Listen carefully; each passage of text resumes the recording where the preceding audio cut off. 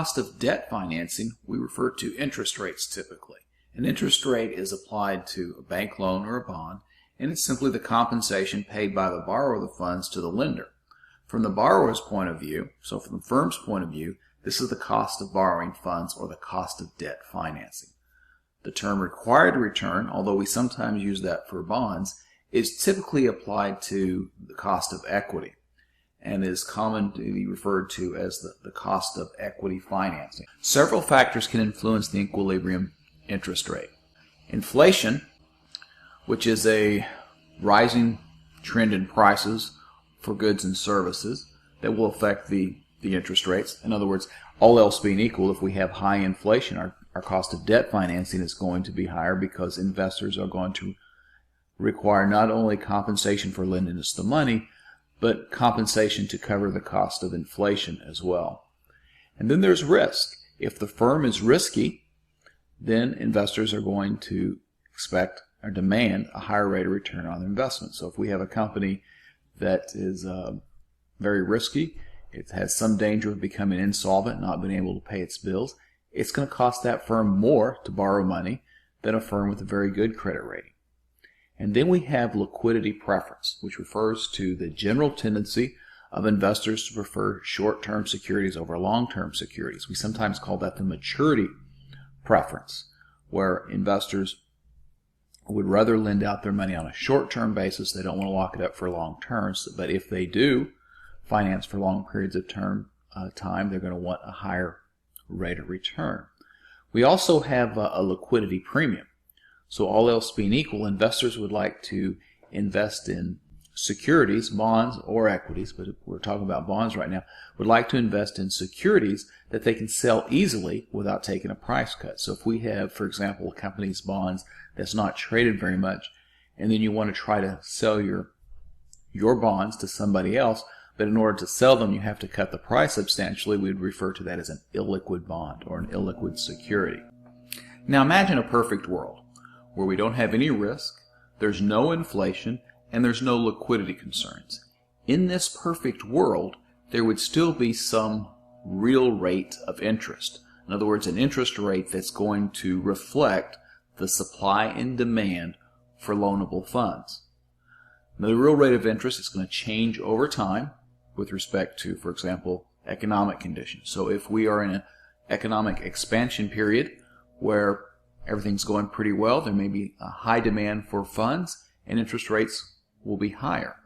If we have some economic uncertainty and there's lower demand for funds, then interest rates will tend to be lower. And we can see that from our classic economic supply-demand curve function, where on the we have the funds supplied or demanded on the horizontal axis, and on the vertical axis we have the real rate of interest. So that at some equilibrium interest rate, when we say the term equilibrium, that simply means what the interest rate is after all information has been reflected in the rates.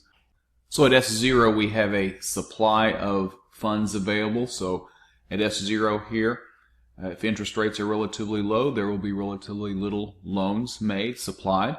But as interest rates increase, the amount of available supply of loans increases. Now, if we have some type of change in the economy, we go from a different state of interest rates, we have this shift, and now, because investors are supplying more capital at lower rates than before, and our demand for funds, here in the blue line, has not changed, we see a decrease in the real rate of interest. So in this perfect world where we have no risk, we have no inflation, we have no liquidity concerns, in this perfect world, the real rate of interest is determined solely by the intersection of funds supplied and funds demanded. The term nominal rate of interest rate. The nominal interest rate is the actual rates that we observe. So in the real world, we do not observe these real risk-free interest rates. So the nominal interest rate, the rate that we actually observe, they are going to be a function of not only this underlying unobservable real interest rate, but also the nominal rate will reflect our expectations about inflations. We call that the inflation premium. And they will also reflect the issue and the issuer characteristics such as default risk, any contractual provisions, for example, as far as is this a collateralized loan or a non-collateralized loan. This is going to be reflected in the risk premium. So the nominal rate of interest for any security, when we say security, this could be a bond, R1, is given by the following equation. So we see the nominal rate of interest, R1, is a function of, where it's equal to the risk-free rate, which is a function of our real unobservable rate of interest plus the inflation premium, in other words, the compensation that investors are going to demand for their perceived inflation risk, plus a risk premium that's going to reflect the riskiness of that particular debt instrument. So when we look at the nominal rates, then we can think of it as having two basic components, a risk-free rate of return and a risk premium. So let's take a look at an example of nominal rates, real rates, and inflation. So Marilyn has $10 that she can spend on candy that costs 25 cents per piece. Now, with $10, she could buy 40 pieces of candy, simply $10 divided by 25 cents per piece today. Now, the nominal rate of interest on a one-year deposit is currently 7%, so she could earn a 7% rate of return on her money, on her $10, if she was to invest that. And the expected rate of inflation over the next year is 4%. So, if Marilyn invested the $10, how many pieces of candy could she buy in 1 year? Well, in 1 year, how much money will she have? Well, she's going to invest that $10 at 7% interest, and as we learned back in the time value of money, future value is simply equal to the present value, our principal of $10 multiplied by 1 plus the interest rate, and that would be $10.70 that she would have at the end of 1 year. Due to inflation, however, that candy no longer costs 25 cents per piece. It now is going to cost 26 cents. In other words, the 25 cents that it costs today multiplied by 1 plus the rate. In this case, the rate's not an interest rate, it's an inflation rate.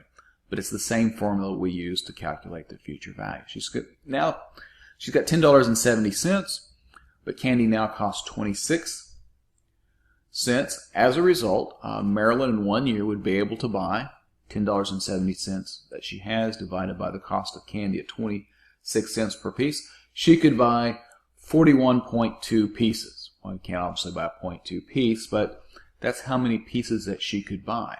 That represents a 3% increase in her actual buying power. In other words, the 41.20 divided by 40. And that's her real rate of return. So we do not directly observe real rates in the economy, but we can infer them. In other words, we can calculate what they would be based on the nominal rates and our estimates of expected inflation. Of course, that is the problem. We only have estimates of the expected inflation. So we have a 7% nominal rate of return that has two components. We have the 4% inflation plus the 3% real rate of return. Well, it's very difficult to precisely measure the real rate today in real time. We can look at what real rates have been historically, and we can look at nominal rates and our estimates of inflation and try to estimate what the real rates are today. So I've pulled some data to look at the impact of inflation. So looking at 3-month Treasury bills. I'm going to use 3-month Treasury bills as a proxy for a risk-free nominal rate of interest. And the reason we can use U.S. Treasuries as a proxy, generally speaking, that we're using a 3-month here, but I could also extend that to a 1-year Treasury as well. The reason that we use the U.S. Treasuries as a proxy for a risk-free rate is that historically, the U.S. government has never defaulted on Treasury debt. So as a result, it's a good approximation for a risk-free rate. Now, we don't want to say that there's zero risk in a U.S. Treasury, just that in the over 200 some odd years that the U.S. has been issuing Treasury debt, it's never defaulted on that, and it has a policy of not defaulting on that debt as well. So the U.S. Treasuries are typically used as proxies for the nominal risk-free rate. So if we look at the yield on 3-month Treasury bills, in other words, the rate of return that they are earning on an annualized basis, that nominal risk-free rate is in the blue. That's our Treasury bill. And then we look at what inflation was historically over each of these periods in the red, and we can see that nominal rates closely track inflation. So in most periods of time, we have the nominal rates reflect, for example, if we look here in the middle of the chart, the 1980s, we have the nominal rates being greater than the actual inflation that occurred during that period of time. And we could look at that difference between the T-bill rate and inflation to come up with an estimate of what the historical real rate of interest was for that particular point in time. However, notice that in some periods of time, for example here in the early 2000 and then in the post-2010 period, we have had negative real rates of interest. In other words, inflation is actually greater than the nominal rate of return. So if you were to invest in treasuries during this period of time, your growth in your investment would be less than the overall inflation rate in the country. And then if we look at our really unusual times here in the last several years, we have actually had very close to zero 3-month treasury bill rates, and we've had non-zero inflation. So again, during this period of time, we actually have negative real rates of interest. So looking at the annual data for the treasury bills and the inflation and our estimates of the real rate from the previous chart, we can see in 1960, for example, that the treasury bill, our nominal risk-free rate of interest was 2.87%. Inflation in that year was 1.51%. So our real rate, simply taking the difference between the treasury bill nominal rate and the inflation, our real rate of interest was 1.36%. And at times it's been very close to zero. In 1971, the nominal rate and inflation were about the same, and the real rate of interest was almost zero. If we look during a good portion of the mid to late 1970s, we actually had negative real rates of interest, where inflation was actually very high and higher than the nominal rates of interest. So the nominal rates of interest, as we can see, they change quite a bit from here in the early 60s, around 3%, up to the around 1980, over 10%, get in the double-digit range. And then we see periods, for example, here in the 1980s, where the real rates of interest are quite high, 4 or 5%. Very high real interest rates during the 1980s.